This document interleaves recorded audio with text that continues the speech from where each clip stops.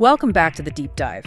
We're continuing our journey through Mark Fortune's guide, Genba Ikigai, leading to serve to really accelerate your path to organizational excellence. That's right. And if you've been with us, you know we've laid some really important groundwork. The first 4 habits were all about leading self.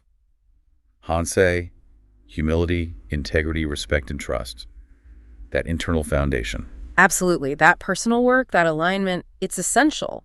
Last time with Habit 5, managing through visualization, we started building that bridge outward. And today, we're moving very firmly into the second section. We are. We're now in leading the tribe. Which brings us to Habit 6, the habit of building and leading the tribe. And this feels like a big shift. We're going from the individual to the collective. It is a huge shift. This is really where we stop thinking about people as, individual contractors or just cogs in a machine. And start seeing them as a community. A community, exactly. You're actively cultivating a cohesive, high-performing tribe. So what's the mission here? What's the goal of this habit? Well, the core mission, what it all boils down to, is aligning meaning with performance. A leader has to build this shared purpose, set clear goals, and then, and this is key, make sure the team has the skills to actually hit those targets. So the role of the leader is fundamentally redefined here. Completely. Your job becomes cultivating the habit of ongoing development. For yourself, yes, but for everyone you lead. Okay, let's unpack that term tribe. It sounds, more intentional, more connected than just a team. It is intentional. The sources use a definition from Seth Godin, and it's perfect. A tribe is a group of people connected to one another, connected to a leader, and, most importantly, connected to an idea. Connected to an idea. I saw shared Purpose. It's cohesion that's driven by meaning, not just by an org chart. And there's a specific term for this in lean culture, isn't there? There is. It's hirozukuri. It means developing people. It's the human element. Your building capabilities, not just handing out tasks. Hirozukuri. I like that. So that's the outcome we're aiming for. But how do we know if we've actually done it? What does a successfully built tribe look like? The sources lay out 3 core attributes. Oh. The first is engagement. And this isn't just, employee satisfaction scores. No, this is people who are genuinely invested. They're not just clocking in. Exactly. They care. They're engaged in the daily value-adding activities.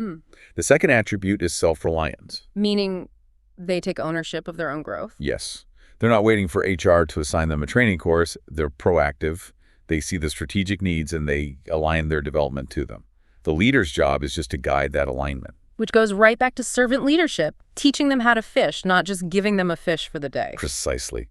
And the third, which might be the most crucial, is they become expert problem solvers. Okay. The team is focused every single day on finding and eliminating MUD, the non-value-adding processes and behaviors.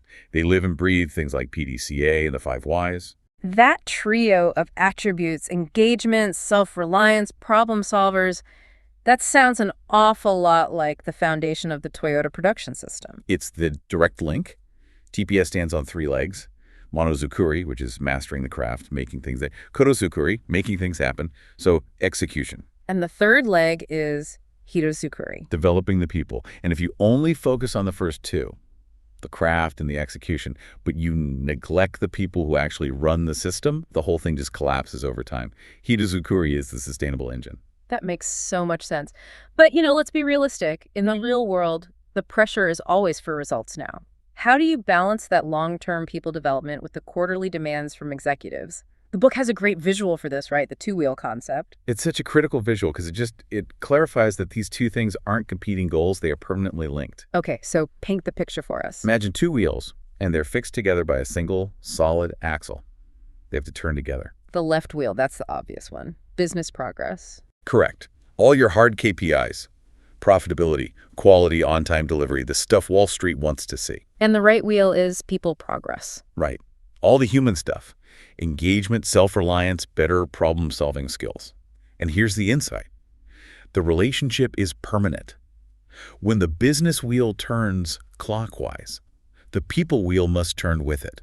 So development isn't a luxury. It's not a luxury you fund when times are good. It's the engine that sustains the business. Okay, let's pause right there because this is where so many leaders fail. They focus only on that business wheel chasing speed, chasing volume. What happens to the axle then? They essentially try to install what the book calls a virtual clutch plate. They try to disconnect them. Yeah. So the business wheel starts spinning faster and faster, more output, more speed, but with no corresponding investment in the people wheel. You're just demanding more from the same level of capability. And what happens in the real world? Massive system friction. Changeover times get longer, communication breaks down because everyone's stressed, quality drops, and now your leadership team is just firefighting all day. They created MEDA waste by neglecting Hitozukuri. And they pay for it later, many times over. So the takeaway for you, listening right now, is that you have to constantly balance the needs of the business with the development of the people. It's a non-negotiable balance. Yeah. Which brings up a really important question. How does all this hold up in a crisis? You know, when the pressure is so intense that the foundational habits like integrity and trust start to crack. And that's where the case study in the book is just so powerful. It's about a steel pallet manufacturer facing, well, a complete meltdown. It started with quality issues, but it quickly became a crisis of leadership. It was a total cascade. The quality problems got worse because management made these terrible short-term decisions, taking on orders with impossible lead times just to keep volume up. And then, when the problems inevitably got worse, they immediately blamed the workforce. Ignore their own bad strategy, of course. Let's talk about the flashpoint, though. Management canceled the annual summer bonuses. And these were significant, like 20% of an operator's monthly wage, and they did it just 2 days before payout. From a purely cold financial perspective, you could argue that's just tough leadership in a crisis, saving cash flow. And that is the classic short-term trap. Fear overriding integrity. Yes, they saved some cash, but the cost. The cost was immeasurable. People had already budgeted that money. Canceling it like that, with no warning, it wasn't just a financial hit. It was a profound act of disrespect, a broken promise. It destroyed every ounce of integrity and trust. It showed the leadership was willing to sacrifice their people to make a report look better for a few weeks. And of course, it just killed engagement. The employees had zero motivation to help solve the company's problems after that. Why would they? When meaning is lost, motivation and engagement are the first things to go. That single decision, canceling the bonus, it slammed the brakes on the people progress wheel, just stopped it dead. So what does this failure teach us? When a crisis hits, what's the leader's actual role? The role shifts completely. It's not about command and control anymore. First, you have to be radically honest and transparent. Second, you show real empathy. You have to acknowledge the emotional toll this is taking. And third, you never, ever blame the workforce. You model accountability. And you focus everyone on solving the problem together. You have to remind them of the shared purpose. Even when the news is bad, people need that hope. They need that structure. They need to hear something real, not corporate speak. Exactly. Something like, look, I know this is hard, but the one thing we control is how we treat each other and how we work together to fix this. That commitment to those basic habits is what builds true resilience. You know, listening to this, Habit 6 really feels like it's just the practical application of everything we learned in Section 1. It's where the theory hits the shop floor. Habit 4, building trust and respect. That's the framework. Habit 3, sincerity and truthfulness. Everything that CEO in the case study failed to do, when you live these habits, you move the organization out of stage 1. The reactive stage, where the loudest voice wins and decisions are all emotional. And you start moving towards stage 2, the stabilizing stage. Where problems stop boomeranging back. Yes, because your people are now trained problem solvers. Decisions are based on facts. Quality improves. Habit 6 is the engine that drives that stabilization. And if we think about the highest form of respect, it's about utilizing all the resources an employee brings to work. Which brings us to that final point about the 3 resources. Right. Every employee offers 3 things: their time, their hands, and their heads. If you only pay for their hands, the physical labor, you are wasting your most valuable asset. Your brain, their creativity. You're ignoring their head. And when you do that, you stop the people progress wheel. You fail to develop self-reliance. If you just design a process for them, their hands will only ever be as good as your design. But if you engage their head, they will improve the process forever. Developing that head resource is the ultimate expression of respect in a lean culture. That's a really powerful way to think about it. So for the listener who wants to start putting this into practice tomorrow, what are the most actionable things they can do? First, rethink your role completely through the lens of Genba coaching. Your job is not to be the hero who solves every problem. Right. Your job is to create the conditions for them to solve the problems. If you're always the one with the answer, you become the bottleneck. You become the weakest link. And that takes a lot of humility, which is habit 2, resisting that urge to just jump in. It really does. The second practice is to do a communication audit. The book uses this great Japanese term, Kuchisabishi. Kuchisabishi, what does that mean? It literally translates to lonely mouth. Lonely mouth. Yeah. It describes using words that add no value.